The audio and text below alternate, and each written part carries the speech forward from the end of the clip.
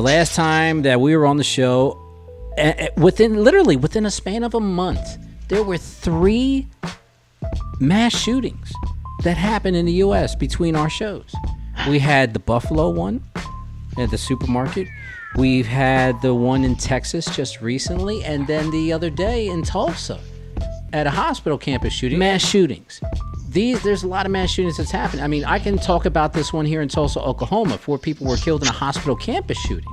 But we got to just bring everything all into one pot. From Buffalo to the Texas shooting to Tulsa and to even the recent Idaho one. What is Cortez? What is the problem that we are facing here in this country? What is the problem that we are facing with the youth? Because if you look at the actual shooters, all of them have been young people, and supposedly within at least 21 years of age or more or less. But what's going on? What is the problem? Man, it was funny. I was looking at 60 Minutes. They had a documentary on assault rifles. Yeah.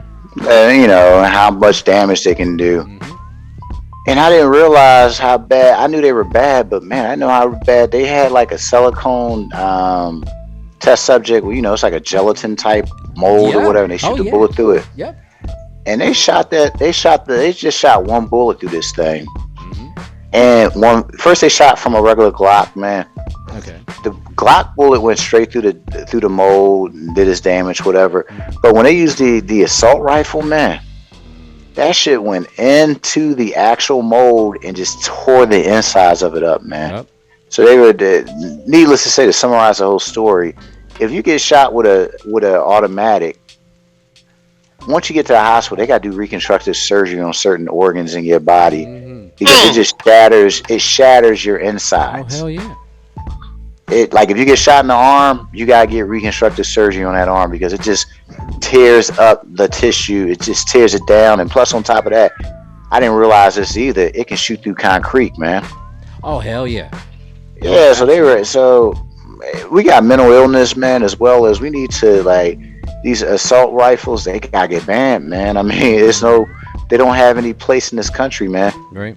Now I can see we're in the Ukraine, but we're in the Ukraine. Yeah, you need something like that. Yeah. But if you're living out in the urban streets of Philadelphia, unfortunately, you do need stuff like that too. But it shouldn't be. Not that extreme, man. Not that extreme, bro. It's just like if you go against somebody with an assault rifle, man. Mm-hmm. It's the equivalence of going against. It's just the odds are so jacked up between you and that person, man. Because it's just like you go and fight. You got your Glock and they got their assault rifle. There's no way you can win, man. So it's like the old proverbial ice cube thing. You're bringing a knife to a gunfight. Oh yeah, man. As much damage as they cause, man. And the thing about it, you can get them so easily. I bet you if you look it up now, I bet you gun sales have went through the roof right now. I know they had to because they know, okay, the assault rifles look like it might get banned. So I need to buy as many as I can right now. And all the and not to single certain political parties out, but certain Republicans are like, no, you can't take it away. Second Amendment rights, and which is respectable. Obviously, it's part of the Constitution. But you know what? Those same people also, and there is a list out. If you haven't seen it yet, there is a list out. Check your YouTubes, check your Twitter, Instagram, TikTok. There is a list of like maybe 10 to 15 members of either Congress, and it includes, if I'm correct, it includes Mitt Romney and several other political figures who have donated over millions and millions of dollars to the NRA.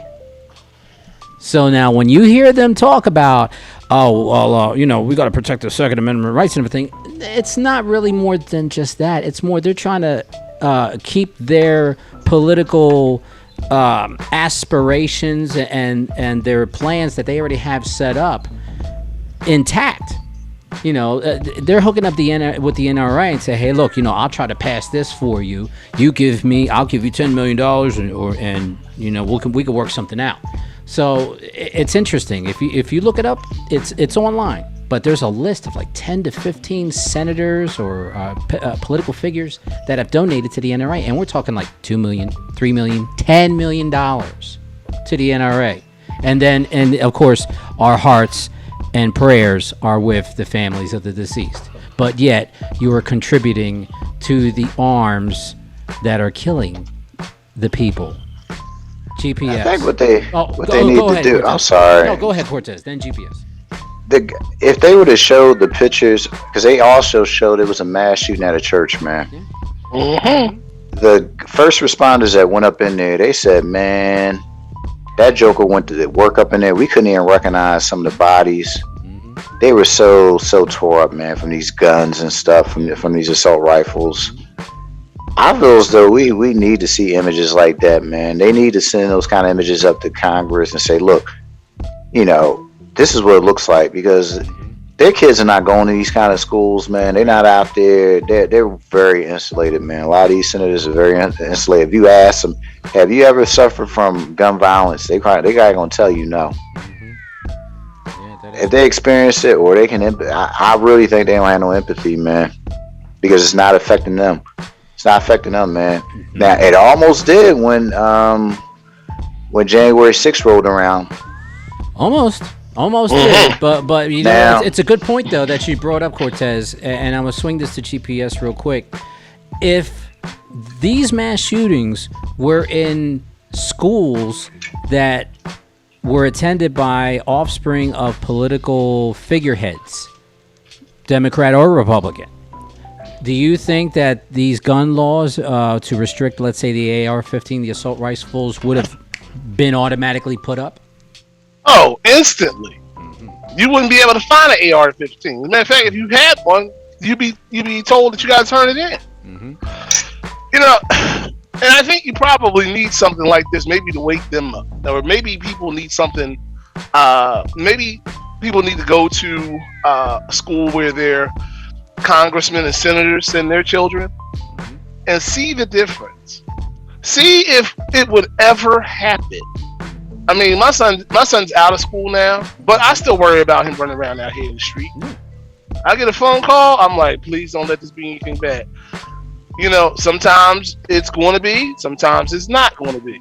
But there's a live shooter in my son's school, and the police are just standing around outside. Yeah. Just up in Minneapolis, George Floyd was just there arguing with y'all. Y'all was on him like white on rights. Y'all an active shooter in the school. Nobody can do anything. Y'all can't draw this guy's fire. Nothing. Yeah. It's just crazy. Cortez, jump on in on this. I agree with GPS, because they're saying law enforcement, they should have responded quicker to what happened up in Texas. I think fear kicked in. I really do believe fear kicked in, because these officers are realizing that this is no games. This is not game anymore. You got cats that might outpower them gun-wise. Yeah. So they're going into uncharted territories where they may not come home the next day. So law enforcement, if you're afraid, I definitely get that. I definitely get that if you're afraid, but at the same time, you ask because you do the job. You ask because you sit and protect innocent civilians. Shouldn't have took that long for y'all to go up in there and handle that.